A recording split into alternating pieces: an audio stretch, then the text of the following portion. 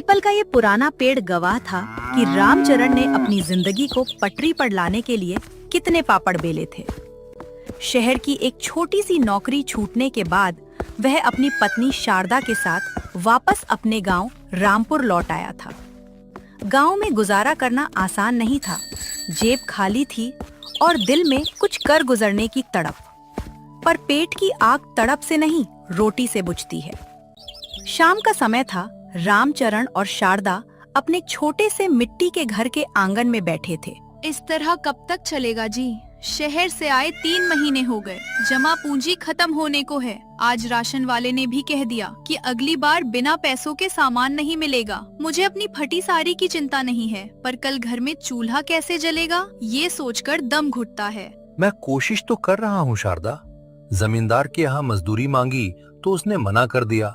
शहर की नौकरी क्या छूटी, ऐसा लगता है जैसे हाथों की लकीरें ही घिस गई हैं। जब मैं शहर की उस तंग गली के चीनी रेस्तरां में रात रात भर जागकर सब्जियां काटता था, तब लगता था कि ये हुनर कभी काम नहीं आएगा। पर तुम हिम्मत मत हारो, मैं कुछ न कुछ जरूर करूंगा। हिम्मत तो कब की जवाब दे चुकी है। गांव के लोग ताने मारते हैं कि बड़ा आया था शहर कमाकर लौटने वाला। देखो, अब यहाँ दाने दाने को मोहताज है। अपनी ही जमीन पर हम पराये हो गए हैं। कोई बात नहीं शारदा, भगवान सब अच्छा ही करेगा। अब तुम सो जाओ। रामचरण को पत्नी की बातें तीर की तरह चुभी, पर वो जानता था कि शारदा गलत नहीं थी। वो पूरी रात सो नहीं पाया। अचानक आधी रात को उसे शहर के उस चीनी रेस्तरां की याद आई, जहां उसने कुछ महीने बर्तन धोने और सब्जियां काटने का काम किया था। वहां के उस्ताद शेफ ने उसे चाउमीन और मंचूरियन बनाना सिखाया था। गांव में आज तक किसी ने मंचूरियन का नाम भी नहीं सुना था। यहाँ लोग सिर्फ समोसे और कचौरी जानते थे। रामचरण की आंखों में एक चमक आ गई। शारदा, ओ शारदा, उठो, मुझे रास्ता मिल गया। हम भूखे नहीं मरेंगे। क्या हुआ? सुबह सुबह क्या कोई लॉटरी खुल गई आपकी, या फिर कोई पुराना कर्ज वसूल हो गया? लॉटरी से कम नहीं है। मैं गांव के चौराहे पर मंचूरियन का ठेला लगाऊंगा।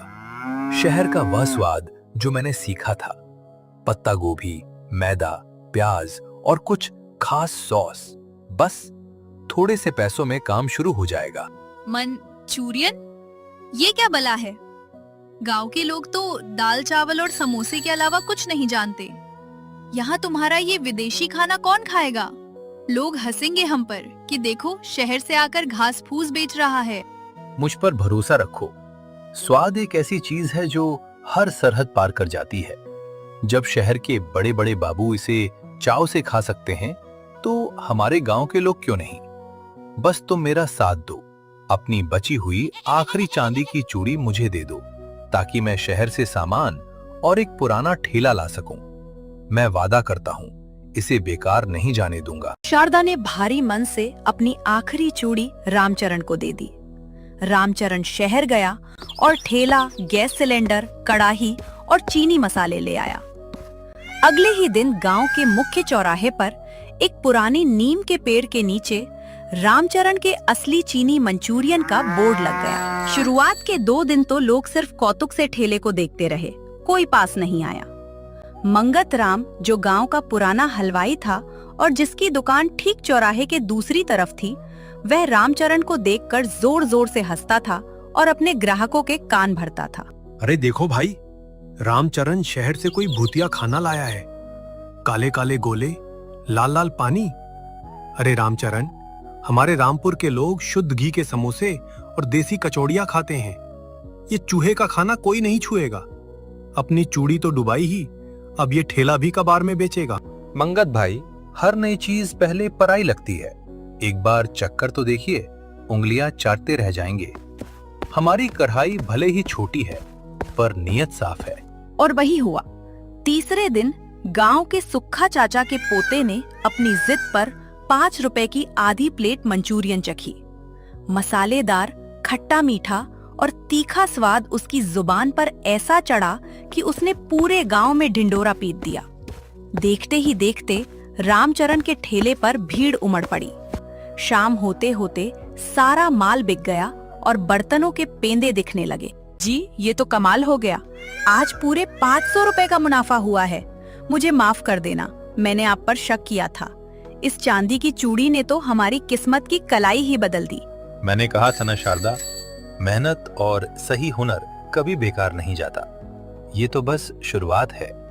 अब हमें शुद्धता और स्वाद का और ज्यादा ध्यान रखना होगा, क्योंकि जितने ज्यादा ग्राहक होंगे, जिम्मेदारी उतनी ही बढ़ेगी। जैसे जैसे दिन बीते, रामचरण का मंचूरियन पूरे इलाके में मशहूर हो गया। लोग दूर दूर के गांवों से बैलगाड़ियों और बाइकों पर उसका मंचूरियन खाने आने लगे।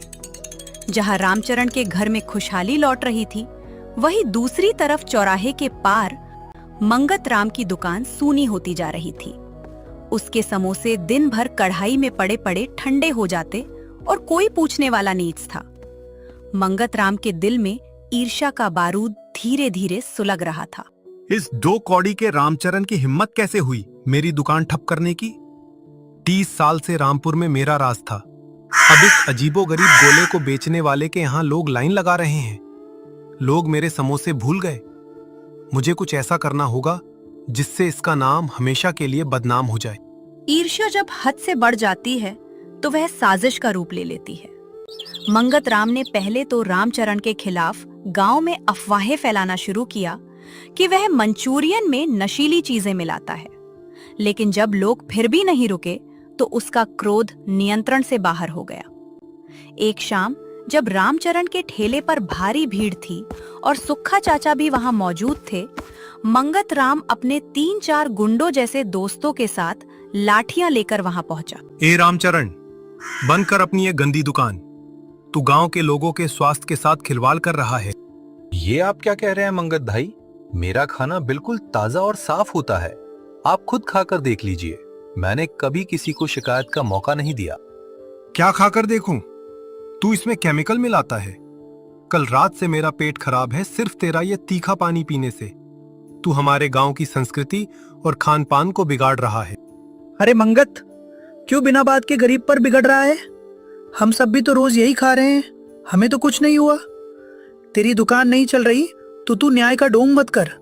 चाचा, आप बूढ़े हो गए हैं, बीच में मत बोलिए। और तू औरत जो यहाँ बड़े नखरे से चटनी बांटती है, अपनी औकात मत भूल। आज मैं तुम्हारी इस झूठी दुकान का अंत करके रहूंगा। क्रोध में अंधा होकर मंगत राम ने रामचरण के ठेले को पूरी जला दिया और रात भर की मेहनत से काटी गई सब्जियां उस आग में मिल गईं। गांव के लोग डर कर पीछे हट गए। रामचरण और शारदा स्तब्ध खड़े थे। उनकी आंखों के सामने उनकी मेहनत, उनका एकमात्र सहारा सब आग में जल चुका था। मंगत राम, तुमने ये अच्छा नहीं किया।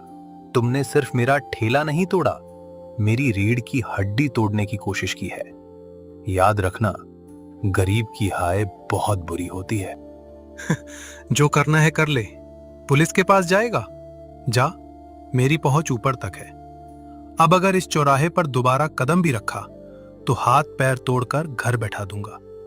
चलो भाइयों। उस रात रामचरण के घर में मातम सा सन्नाटा था। चूल्हा नहीं जला और अंधेरे कमरे में सिर्फ रामचरण की सिसकियों की आवाज आ रही थी। उसका गुस्सा ज्वालामुखी की तरह उबल रहा था। वो बार बार उठकर बाहर जाने की कोशिश कर रहा था, पर शारदा ने रामचरण को रोक लिया था। कहाँ जा रहे हैं आप इस आधी रात को?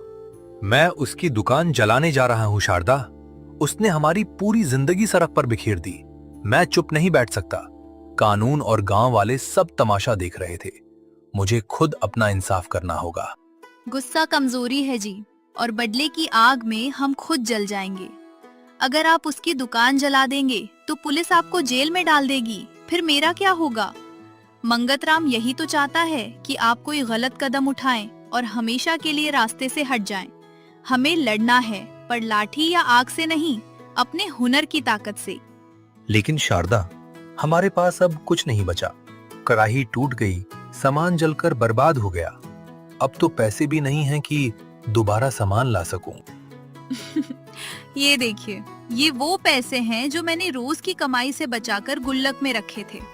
मंगत राम ने हमारा ठेला तोड़ा है, हमारे हाथों का हुनर और हमारी हिम्मत नहीं। गांव के लोग स्वाद के दीवाने हैं, मंगतराम के खौफ के नहीं। हम हार नहीं मानेंगे। हम अपने घर के बाहर के इस बड़े चबूतरे को ही अपनी दुकान बनाएंगे। तुम सही कह रही हो शारदा। ईर्ष्या का जवाब अगर हम क्रोध से देते तो हम भी मंगतराम बन जाते। मैं कल सुबह से ही यहीं से काम शुरू करूंगा। समय कभी एक जैसा नहीं रहता। अगले ही दिन रामचरण और शारदा ने अपने घर के आंगन और चबूतरे को साफ किया। सुक्खा चाचा और गांव के कुछ अन्य युवाओं ने, जो मंगतराम की गुंडागर्दी से नाराज थे, रामचरण की मदद की।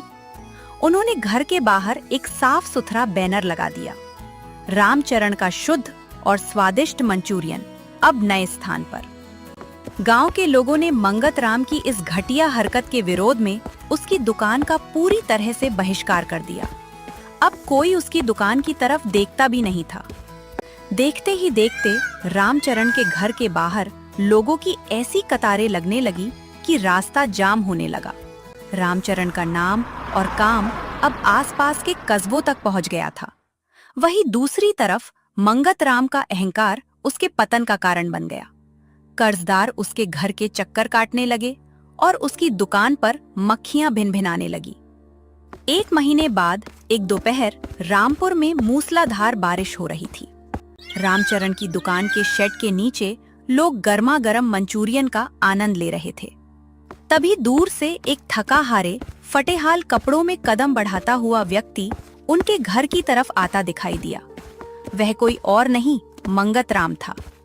उसका घमंड चूर चूर हो चुका था और चेहरा पश्चाताप की आग में झुलस रहा था। अरे मंगतराम जी, आप यहाँ इस बारिश में, इस हाल में? रामचरण भाई, मुझे माफ कर दो। मैं ईर्ष्या की आग में अंधा हो गया था। मैंने तुम्हारा ठेला जलाया, तुम्हारी बदनामी की, लेकिन तुमने कभी मुझसे बदला नहीं लिया। भगवान ने मुझे मेरे कर्मों की सजा दे दी है। मेरी दुकान नीलाम हो गई और आज मेरे बच्चों के खाने के लिए घर में राशन का एक दाना नहीं है। मैं भूखा हूं भाई, मुझे माफ कर दो। भंगत भाई, ऐसा कहकर मुझे शर्मिंदा मत कीजिए। आप गांव के बड़े बुजुर्ग हैं। शारदा, जल्दी से भाई साहब के लिए एक बड़ी प्लेट गर्मा गर्म मंचूरियन और चाय लाओ। मंगतराम बगल में पड़ी एक कुर्सी पर बैठ जाता है और फिर मंचूरियन का पहला टुकड़ा खाते ही मंगतराम के आंखों से आंसू बहने लगते हैं। ये सिर्फ स्वादिष्ट नहीं है रामचरण, इसमें तुम्हारी महानता और क्षमा का स्वाद भी है। मैंने तुम्हें बर्बाद करना चाहा और तुम मुझे गले लगा रहे हो। मुझे आज समझ आया कि ईर्ष्या और क्रोध इंसान को भीतर से खोखला कर देते हैं। इंसान को दूसरों की लकीर छोटी करने की बजाय अपनी मेहनत से अपनी लकीर बड़ी करनी चाहिए।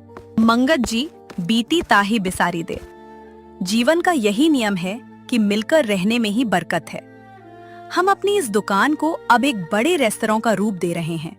हमें गांव के ही एक अनुभवी व्यक्ति की जरूरत है जो मिठाइयों और देसी खानपान को संभाल सके।